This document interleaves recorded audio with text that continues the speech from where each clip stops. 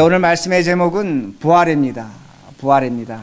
여러분이 절대로 잊어버릴 수 없는 설교 제목이 됩니다. 오늘 예수님이 부활하셨습니다. 우리가 너무나 잘 아는 것입니다. 2000년 전에 나사렛 예수 골고다 언덕에서 십자가에서 죽으셨습니다. 그리고 3일 만에 부활했습니다. 그러기에 우리가 부활절을 지킵니다. 그러나 엄밀한 의미에서 바울이 말대로 예수 그리스도의 부활이 있지만 우리의 부활이 없다면, 나의 부활이 없다면 부활은 헛된 것이 됩니다.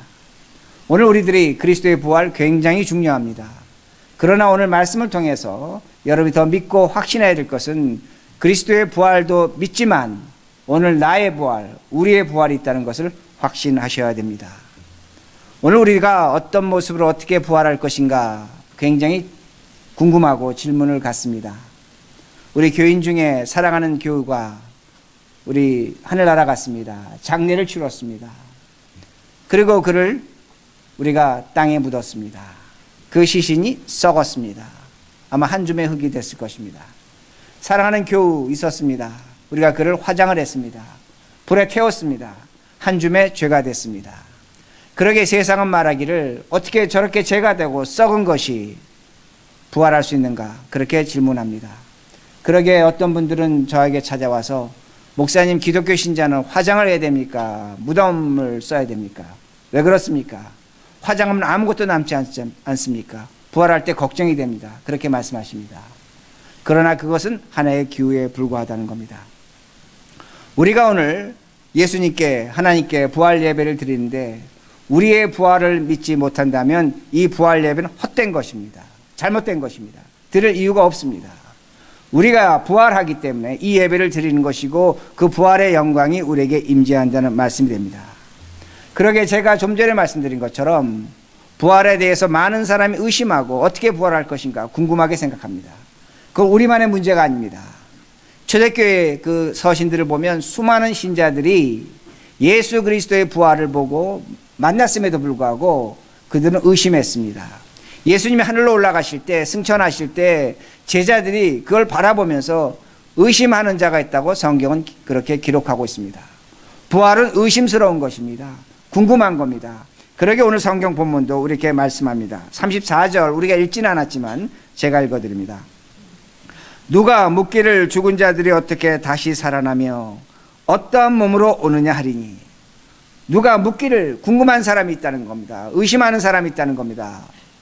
부활하는데 어떻게 오느냐, 어떤 몸으로 오느냐, 그걸 질문하고 있다는 겁니다. 바울은 이런 사람들에게 지금 서신을 보내고 있습니다. 42절과 43절입니다. 죽은 자의 부활도 이와 같으니 썩을 것으로 심고 썩지 않을 것으로 다시 살며, 욕된 것으로 심고 영광스러운 것으로 다시 살며, 약한 것으로 심고 강한 것으로 다시 살며. 자, 우리 몸은 죽으면 썩습니다. 그러나 성경은 뭐라고 말씀하냐면 그 썩을 몸이 부활로 말미암아 썩지 아니할 것이라고 그렇게 말씀합니다. 우리 몸은 약합니다. 우리 정신은 약합니다. 그러나 부활로 말미암아 그 약한 것이 강한 것이 된다고 말씀합니다. 우리 몸은, 우리 마음은 악합니다. 선하지 못합니다. 그러나 부활로 말미암아 그 악한 것이 영광스러운 것이 된다고 그렇게 말씀합니다. 그런데 42절과 43절에 보면 중요한 단어가 나오는데, 반복되는 단어가 나오는데 심는다는 표현을 하고 있습니다. 이 심는다는 것은 어떤 의미가 되냐면 영어 번역을 보면 금세 아실 수가 있는데 씨앗을 뿌린다는 겁니다. 씨앗을 뿌린다는 겁니다. 무슨 말씀이 되냐면 하나님이 우리를 씨앗처럼 죽음에 심으시는 겁니다. 심음으로 말미암아 부활한다는 겁니다. 씨앗처럼 우리를 심는다고 그렇게 말씀하십니다. 여러분, 며칠 전에 우리 교회 앞마당에 어떤 분이 씨앗을 심으셨습니다. 꽃씨를 뿌리셨습니다. 여러분, 꽃씨는 죽은 겁니다. 그건 생명이 없는 겁니다. 꽃씨 자체는 죽은 겁니다. 그런데 그게 땅에 뿌려지면 그게 썩습니다. 썩어야 됩니다. 썩으면 거기서 싹이 나고 자라고 꽃이 피고 열매를 맺는다는 겁니다. 오늘 성경은 그걸 마찬가지로 보여줍니다. 우리가 죽습니다. 우리가 썩습니다. 그러나 우리가 부활한다는 겁니다. 그러기에 오늘 성경 말씀을 보면 죽는 우리의 자체를, 존재를 몸이라고 표현합니다. 영어 번역 body입니다. 헬라어로 소마라라고 하는데 body를 갖고 있다는 겁니다. 우리 몸을 갖고 있습니다. 이 몸이 죽으면 부활한다고 그렇게 말씀하십니다. 우리 몸은 신경 조직을 갖고 있습니다. 우리 몸은 감정을 갖고 있습니다.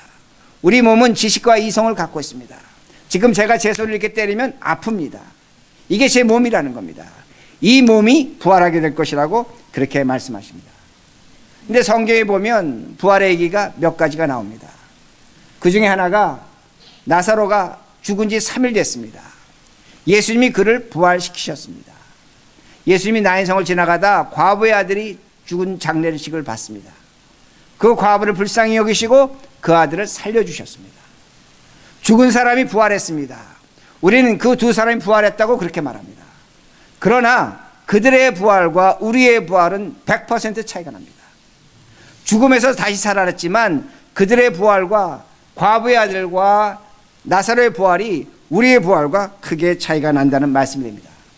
왜 차이가 나냐면 나사로는 부활했지만 죽었습니다. 과부의 아들은 부활했지만 죽었습니다. 그러나 우리는 부활하면 죽지 않는다는 겁니다. 영원한 생명이 된다고 그렇게 말씀합니다. 제가 이렇게 질문합니다. 깊이 생각하시고 마음에 답하셔야 됩니다. 우리 사랑하는 사람이 죽었습니다. 우리 동료 교인들이 죽었습니다. 우리 장례 치렀습니다. 근데 성경은 뭐라고 말씀하냐면 그들이 그리스도가 재림하실 때 부활할 것이라고 말씀합니다. 우리도 죽으면 부활합니다. 그러면 여러분 생각하셔야 됩니다. 우리 사랑하는 성도들이 정말로 죽었는가입니다. 그들이 죽으면 부활합니다. 영생합니다. 그들이 죽었는가입니다. 죽지 않았습니다. 그들은 살아있는 겁니다. 그러게 성경은 뭐라고 말씀하냐면 그들이 잠잔다 말씀하고 있습니다. 죽었다는 표현을 쓰지 않는다는 겁니다. 마찬가지라는 겁니다.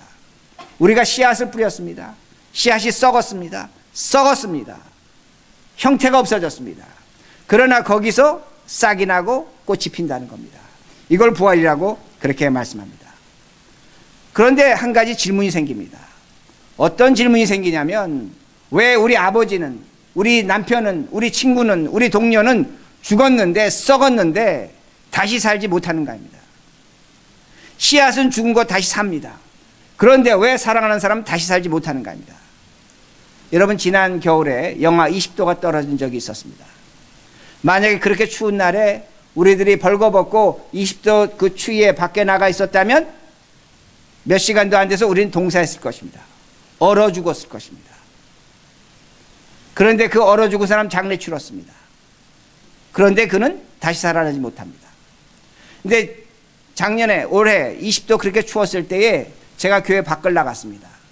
잔디를 밟고 왔습니다. 얼음덩어리입니다. 땅땅합니다. 다 죽었습니다. 완전히 죽은 겁니다. 그런데 봄이 되면 그 잔디는 다시 살아난다는 겁니다. 여러분 하나님께 질문하셔야 됩니다. 똑같은 생명입니다. 똑같이 죽었습니다. 그런데 잔디는 봄이 되면 다시 삽니다. 왜 사람은 죽으면 다시 살지 못하는가입니다.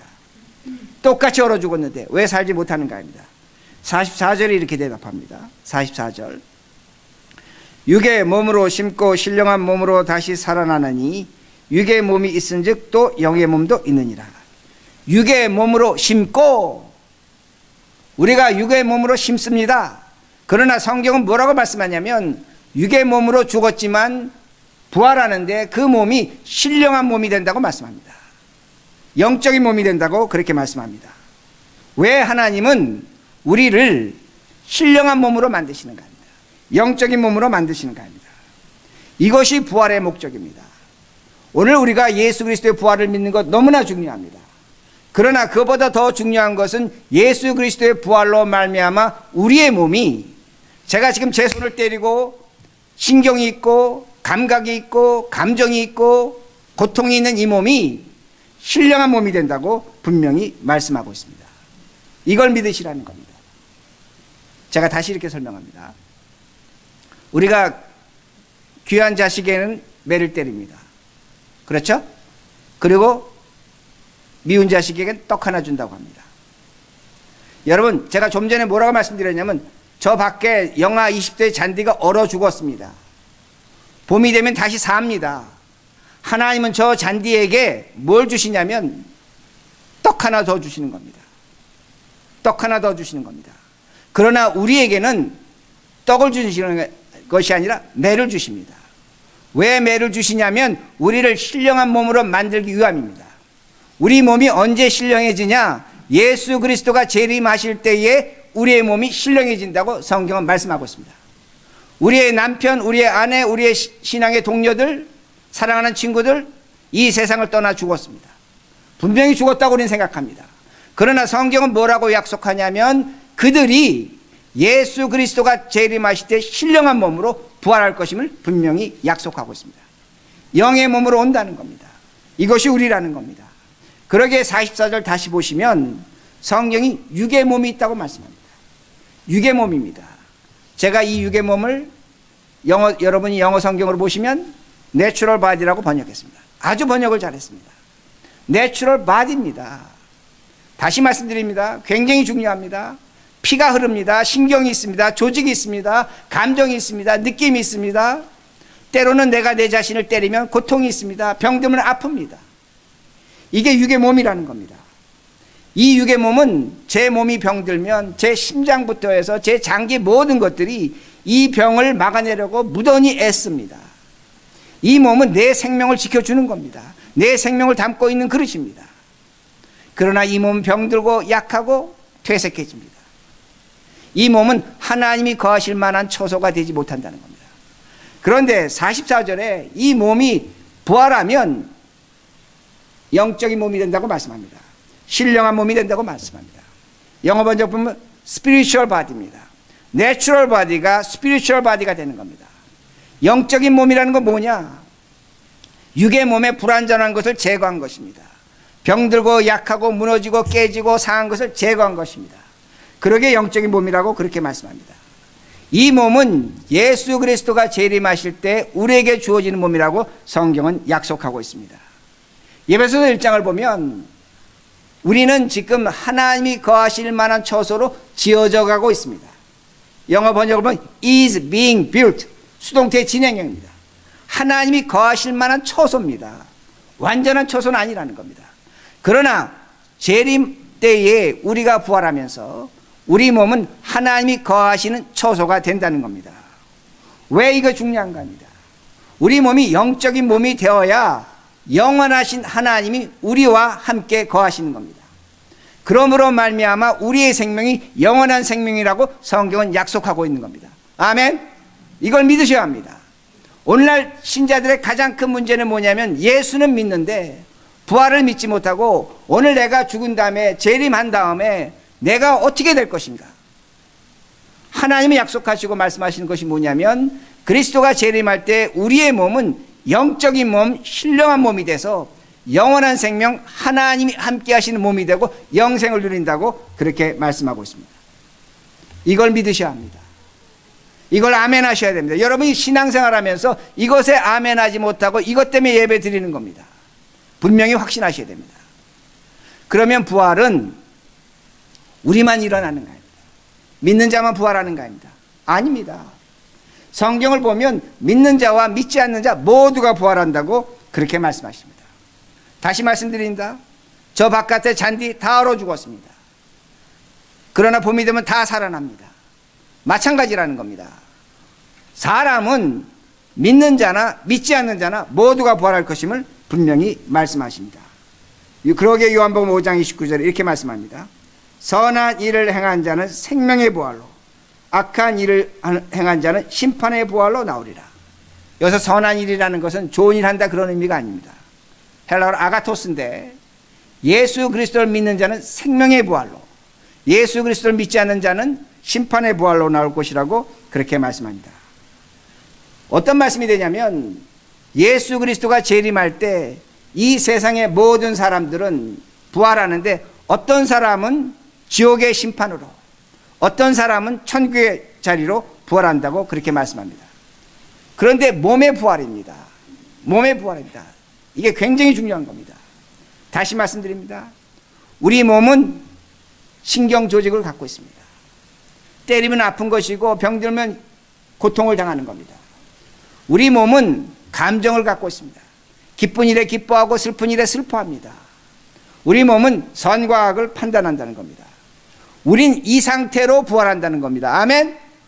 여러분, 이단은 우리가 몸으로 부활한다는 걸 가르쳐 주지 않습니다. 영적인 부활이라고만 얘기합니다. 그러나 성경은 분명히 말씀하기를 신령한 몸으로 spiritual body로 부활한다고 말씀하고 있는 겁니다. 그런데 이 몸이, 우리의 몸이, 현재 내가 갖고 있는 몸이 천국의 부활로, 생명의 부활로, 그렇지 않으면 지옥의 부활로, 심판의 부활로 나타난다고 말씀합니다. 그러면 우리 몸이 천국의 부활로 나타나면 어떻게 될 것인가? 성경에 예화가 하나 있습니다. 누가복음 16장을 보면 거지 나사로가 천국에 갔습니다. 천국에 갔는데 그는 천국에서 물을 마시고 싶은 대로 마십니다. 아브라함 품에서 물을 마시고 싶은 대로 마십니다. 자유가 있는 겁니다. 그런데 거지 나사로가 있던 그 부잣집의 그 주인은 지옥에 갔습니다. 지옥에 갔습니다. 그가 이렇게 얘기합니다. 아브라함에게 이렇게 얘기합니다. 아브라함이요, 아브라함이요, 저 나사로에게 시켜서 손끝에 물 한 방울 찍어서 내 혀를 서늘하게 하소서. 그가 지옥에 있는데 너무나 뜨거운 겁니다. 너무나 고통스러운 것입니다. 죽고 싶어도 죽질 못합니다. 그러니까 그 고통에 벗어나기 위해서 손가락 끝에 물 한 방울 찍어달라고 그렇게 말합니다. 그리고 그가 또 이렇게 부탁합니다. 내가 오형제가 있는데 오형제들에게 가서 내가 있는 이곳에 오지 않게 해달라고 말을 전해달라고 합니다. 그런데 다 거절당합니다. 지옥은 다른 곳이 아닙니다. 지옥은 자유가 없는 곳입니다. 천국은 자유가 있는 곳입니다. 지옥은 자유가 없는 곳이라는 말씀입니다. 지옥은 자유가 없기에 가고 싶은 거 가지 못합니다. 먹고 싶은 거 먹지 못합니다. 만나고 싶은 거 만나지 못합니다. 하고 싶은 일 하지 못합니다. 그게 지옥입니다. 그런데 그 지옥에서 평생이 아니라 영원히 그렇게 살아야 된다는 겁니다. 천국은 자유가 있는 곳입니다. 가고 싶은 거 가고, 먹고 싶은 거 먹고, 하고 싶은 거 하고 싶은 거 할 수 있다는 겁니다. 만나고 싶은 사람 만날 수 있다는 겁니다.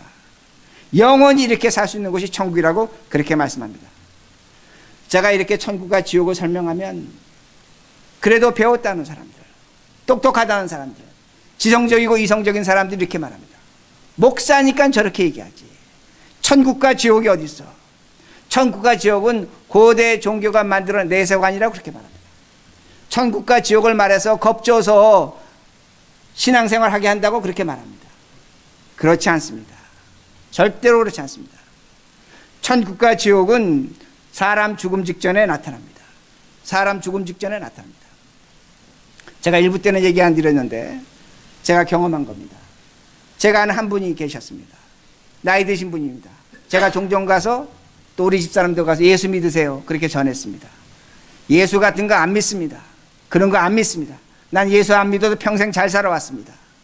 그분이 약주를 엄청 드셨습니다. 엄청 드셨습니다. 그런데 제가 보니까 죽음의 시간이 가까웠습니다. 가서 얘기합니다.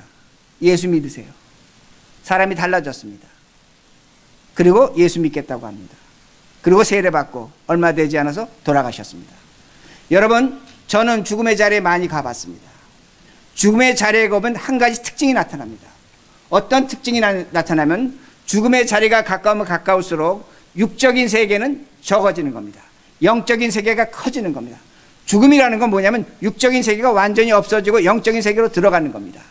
그러기에 죽음의 자리에서 있는 분들의 특징은 뭐냐면 죽음을 두려워하는 분들이 있습니다. 무서워하는 분들이 있습니다. 죽지 아니라고 무던히 했습니다. 왜 그럴까요? 세계가 있는 겁니다. 다가올 세계가 있는 겁니다. 그 세계를 보는 겁니다. 그 세계가 두려운 겁니다. 심판이 있는 겁니다. 그러나 어떤 분들은 죽음 앞에서 당당합니다. 떳떳합니다. 두려워하지 않습니다. 오히려 죽음을 감사함으로 받아들이는 분들이 있다는 겁니다. 오늘날 교회가 가장 큰 문제는 뭐냐면 지옥과 천국을 설명하지 않습니다. 다시 말씀드립니다. 지옥과 천국을 믿지 않으면 예수 믿을 필요 없습니다. 오늘과 우리가 신앙생활하면서 지옥과 천국을 무시한다면 예수님 무시하는 것과 똑같다는 말씀이 됩니다. 성경은 오늘 우리에게 분명히 가르쳐주는 것이 뭐냐면 예수 그리스도의 제 이름으로 우리에게 둘 중에 하나입니다. 천국이냐 지옥이냐입니다. 그러나 우리는 그리스도로 말미암아 생명의 부활, 천국의 영원한 백성이 된다고 말씀하고 있습니다. 우린 그걸 갖고 있는 사람들입니다. 그걸 믿고 있는 사람들입니다. 그걸 확신하고 있는 사람들입니다. 그러면 우리가 어떻게 살아야 될까? 그 천국 향해 어떻게 가야 될까 합니다. 49절. 우리가 흙에 속한 자의 형상을 입은 것 같이 또한 하늘에 속한 의의 형상을 입으리라. 우리는 아담의 후손입니다. 뭘로 만들었습니까? 흙으로 만들었습니다. 한 줌의 흙이 되는 겁니다. 사람은 한 줌의 흙이 되는 겁니다. 그런데 우리에게 무슨 형상이 있다고 말씀합니까? 부활로 말미암아 그리스도의 형상, 하늘의 형상이 있다고 그렇게 말씀합니다. 이 형상이란 단어는 헬라어로 보면 아이콘입니다. 영어로도 아이콘입니다. 여러분 하나 예를 든다면 호수에 있는 달을 보십니다.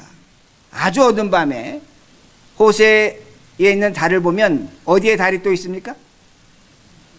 하늘에 떠 있는 겁니다. 그러게 옛말에 경포대 가면 달이 몇 개라고 합니까? 3개라고 합니다. 어떤 사람 4개라고 합니다. 어떤 사람 5개라고 합니다. 하나는 경포대 호수에 달이 있고 하늘에 달이 있고 또 하나의 달은 어디에 있다? 술잔에 있다고 말합니다. 어떤 사람은 여자의 눈 속에 있다, 남자의 눈 속에 있다고 그렇게 말합니다. 그런데 여러분 경포대의 달을 보면 어느 달을 보는 겁니까? 하늘의 달을 보는 겁니다. 그러면 호수에 있는 달과 하늘의 달이 똑같습니까? 틀립니까? 똑같지 않습니다. 다른 달이지만 다른 겁니다. 여러분 성경 보면 예수님께서 빌립이 예수님께 예수님 하나님 보여주십시오. 그랬더니 예수님이 나를 본 자는 하나님을 봤다 그렇게 말씀합니다. 그러면 예수님과 하나님이 똑같습니까? 틀립니까? 다르죠. 동등하시지만 다르죠. 아버지와 아들은 다른 겁니다. 하나님과 성부 하나님과 성자 하나님은 동등하시지만 완전히 다른 겁니다. 이게 바로 형상이라는 겁니다. 오늘 우리가 무슨 형상을 입었습니까? 그리스도의 형상, 하늘의 형상을 입었습니다. 여러분이 저를 보시면 누굴 봐야 됩니까? 저를 보시면 누굴 봐야 됩니까? 예수님 봐야 되는 겁니다. 저도 그렇게 얘기하면서 웃습니다. 근데 저만 웃는 것이 아니라 여러분도 웃습니다. 여러분 자녀들이 여러분을 보고 누구를 봐야 되냐면 예수님 봐야 되는 겁니다. 오늘 성경은 우리에게 어떤 형상을 갖추라고 얘기하냐면 하늘의 형상을 입고 살라는 겁니다.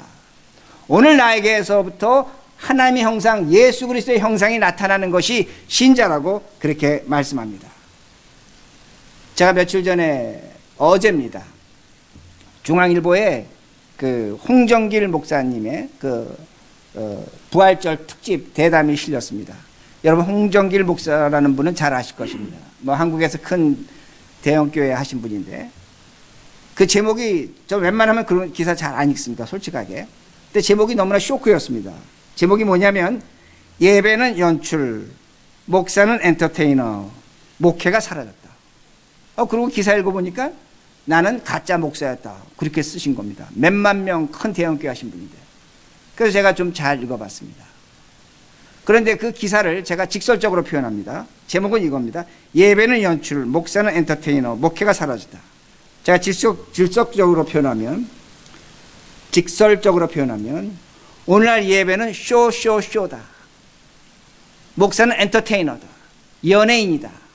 그리고 교회는 사라졌다. 기사 내용도 그렇게 썼습니다. 왜 그렇게 됐습니까? 무엇 때문에 그렇게 됐습니까?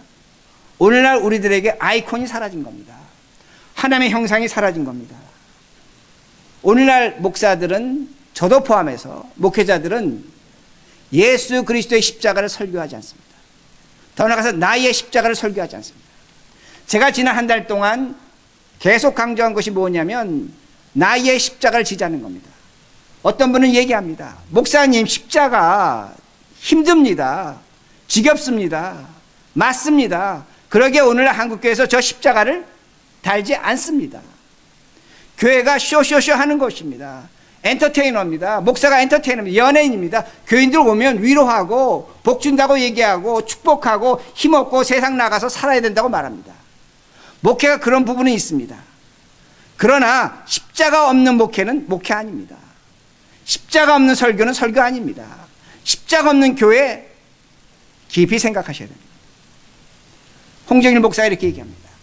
한국 교회는 예수로 말미암아 새 생명을 교인들에게 줬다. New life, new life 이렇게 썼습니다. 새 거는 있다는 겁니다. new는 있다는 겁니다. 교인이 되면 성경 공부시키고 제자화시키고 전도 보내고 성경 보내고 new는 만들어냅니다. 근데 life가 없습니다. 왜 없습니까? 교인들이 자신의 십자가가 없는 겁니다. 나의 십자가가 없는 겁니다. 여러분, 우리들이 하나님의 형상, 그리스도의 형상을 오로지 나타낼 수 있는 것은 나의 십자가뿐입니다. 그거 외에는 길이 없습니다. 그러니까 뭐라고 얘기합니까? 홍정일 목사가 얘기합니다. 교회가 문을 닫는다는 겁니다. 세상의 수치와 세상의 도를 맞는다는 겁니다. 그러게 말씀드립니다. 오늘 여러분이 저를 보시고 누구를 만나셔야 되냐면 예수를 만나셔야 됩니다. 여러분 엄마, 여러분 아버지를 보시고 여러분의 자녀들이 예수의 형상을 만나셔야 된다는 겁니다. 여러분, 기독교는 윤리적 종교 아닙니다. 도덕적 종교는 아닙니다. 그러나 기독교가 윤리성과 도덕성을 상실하면 세상에서 하나님의 아이콘을 보여줄 길이 없다는 겁니다. 오늘 우리들이 얼마나 많은 윤리와 도덕을 상실하고 있는가입니다. 나의 십자가가 없기 때문입니다. 그러기에 예수의 부활을 믿고 하늘나라와 천국을 믿고 더 나아가서 오늘 우리 몸이 신령한 몸, 죽어서 영원한 생명이 된 걸 믿고 확신한다면 오늘 우리는 하나님의 형상을 회복해야 됩니다. 이게 부활절의 중요한 의미라는 겁니다. 이것이 바로 부활을 지키는 자의 목적이라는 것입니다. 그러게 말씀을 마칩니다. 예수 그리스도 부활하셨습니다. 여러분, 이 부활을 정말로 믿는다면 우리의 부활을 믿어야 됩니다. 더 나아가서 여러분이 부활로 말미암아 신령한 몸, spiritual body, 하나님이 거하시는 영원한 생명됨을 믿으셔야 됩니다. 그리고 더 나아가서 천국과 지옥을 확신하셔야 됩니다. 천국의 부활로 살 우리들이기 때문에 그 천국의 부활을 확신하셔야 됩니다. 그리고 마지막, 우리가 하나님의 형상, 그리스도의 형상으로 회복하셔야 됩니다. 이 말씀을 듣고 이렇게 부활절을 맞이하시는 우리 모두가 되기를 간절히 바랍니다. 기도하시겠습니다.